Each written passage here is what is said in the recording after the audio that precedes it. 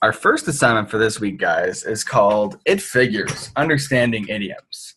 So who here that wasn't here in class yesterday has any idea what an idiom is? And maybe we can just move over and come sit in our chairs. And I know. let's all come sit in our chairs and we'll talk about it. So what is an idiom then? It's like I could eat a horse, or I'm so hungry I could eat a horse. Yeah, are you actually going to eat a horse? No, it's just saying that you're hungry. Exactly. So it's all these little sayings we use that aren't actually what they mean because we know that they mean something else. Like if you were to say, That was weird. what was weird? I got kicked out of Zoom meeting. Oh, well, welcome back. It says you got kicked by. Okay, well, you're just in time. I have a question for you. If you say you have butterflies in your stomach, does that mean that you just ate a bunch of butterflies?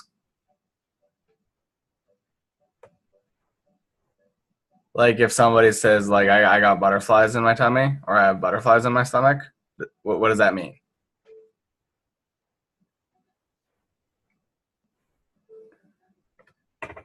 Okay, I'll let you off the hook. Anybody can answer. It means you're sick. Yeah. You don't feel good. No, it means like you're kind of nervous or scared. Well, yeah, you could say that's sick. Like sometimes people will like get sick if they're nervous. Yeah, it means you're nervous. Like if you're about to do a big performance for a talent show or something. Like you could say you get butterflies in your stomach. What about if somebody says break a leg when somebody's about to go do something? What does that mean? Good luck. So it doesn't mean that they want them to actually go and break their leg. No. No. So these are idioms. Like can anybody else think of a good example? Go straight to the horse's mouth. Yeah, straight from the horse's mouth. What's that one mean? Like get to the chase, cut to the chase, kind of. Cut to the chase is another idiom. Yeah, I know. Do it right away. Like get to the point. No, straight from the horse's mouth actually means that you want to go directly to the source, like whoever the information is about. Like you don't want to hear it from somebody who heard it from somebody who heard it from somebody.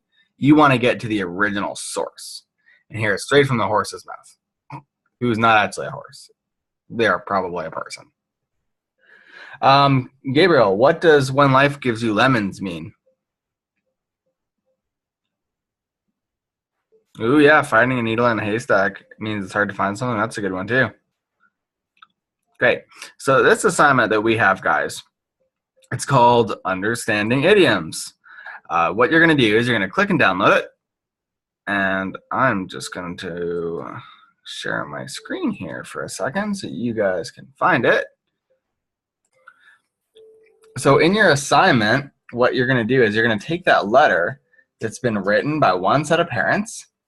It's from like Romuald's parents, and it's being written to Julie's parents. And in this letter, there is a whole bunch of idioms, like tons and tons and tons and tons of idioms.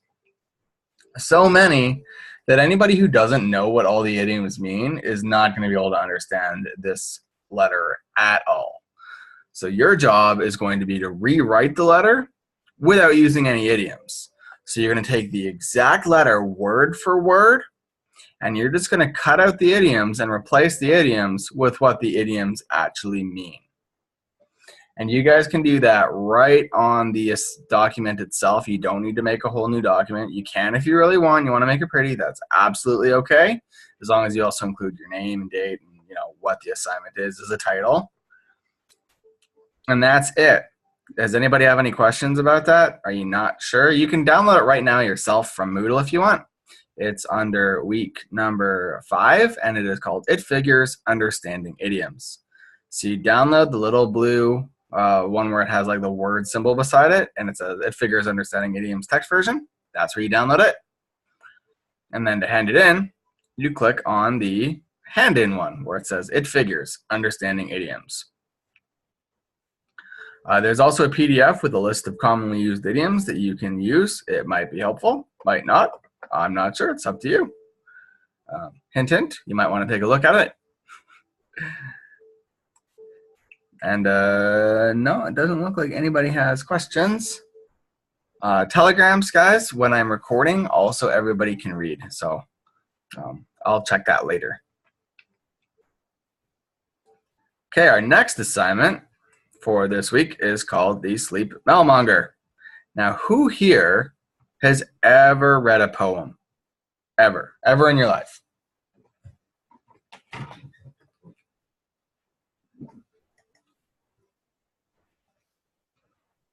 Okay, it looks like a few of you have ever read a poem in your life. That's good. Who here has ever written a poem?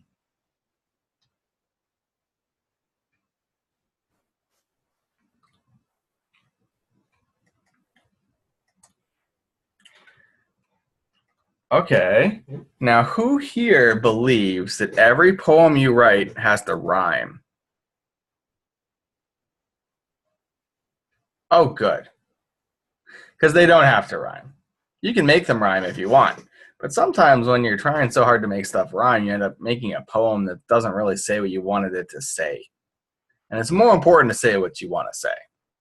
So for Sleep Mealmonger, the premise is that there's this very greedy dragon, and you're trying to inspire him by writing some poetry for him. And we will act this out after you have your poems written. But what you're going to do is you're going to write a poem about giving something materialistic up for something that's not materialistic. So materialism or materialistic is stuff that is stuff. It's things like TVs, like cars, like video games, like your favorite toys, like having a nice house and stuff like that. That's all very materialistic. Same with clothes, like fashion clothes. That's funny, Ben. And then not materialistic stuff is like love and happiness and family and friends. And those are things that aren't really materials. So yeah, and dance, like your passions, the things that you love, like your favorite hobbies, or spending time with your best friend or your brother or sister or something, or your pet. Like spending time with your pet wouldn't be very materialistic. So what you're talking about is you want to talk about giving up something that's very materialistic, like stuff, for something that's not materialistic. Now, all this is written down in the assignment. Don't worry if you forget a thing or two. You can also check back on the recording. Is there something is there anything different that we have to do in 3DU for the quests? We're going to act it out next week. How? Yeah, because it used to be that we would have some stuff to do in Quest Atlantis, but we're not using that anymore. So now we're going to have you guys kind of recite your poem, and I'm going to play the dragon. Because I figure that sounds pretty fun too. And then that's going to count for a whole bunch of stuff if you guys recite your poems. It'll be fun. Okay. So guys, try to have a microphone for next week. Okay? Okay. And if you're really, really shy, you can definitely record yourself doing it. I will make a couple up sections for a couple people, but I think it's going to be a lot more fun and a lot easier if everybody just recites it. Because this one's kind of just for, actually getting up and reciting it. I'm not going to be like marking you real hard or anything like that. It's just, can you do it? Because this one's sort of like practice. So your poem has to be 15 lines long. So try not to make it any longer. And can you please go and sit down, Mr. Isaiah? That would be really fantastic.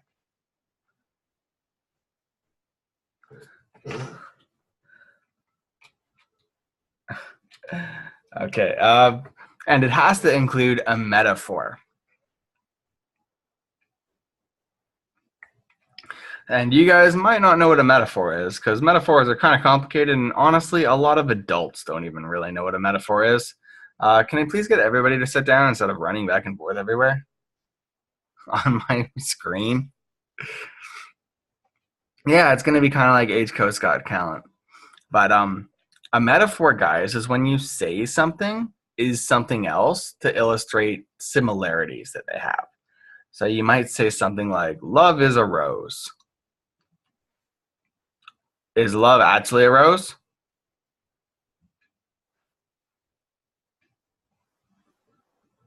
So why would somebody say that?